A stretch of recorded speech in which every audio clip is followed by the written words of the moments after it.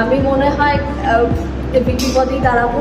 যেহেতু আমি আমার অন্যতম একটা এজেন্ডা যে আমি দলীয় রাজনীতি উন্নত করতে চাই ক্যাম্পাস, সেই হিসেবে যদি এখন আমি আবার কোনো একটা প্যানেল থেকে দাঁড়াই, সব প্যানেল যে রাজনীতি এমনও না, স্বতন্ত্র প্রার্থীদেরও প্যানেল গঠিত হচ্ছে, কিন্তু রাজনৈতিক প্যানেলগুলো দেখাতে এই কারণেই দাঁড়াবো না, কারণ আমার মূল এজেন্ডা তো আসলে ওই জায়গাটা যে দলীয় রাজনীতি উন্নত একটা ক্যাম্পাস, এবং সেটা আসলে কোনো শিক্ষার্থীদের থেকে ভোট আদায়ের কোনো একটা ছলচাতুরিও না, খুবই অনেস্ট আমি এটা চাই।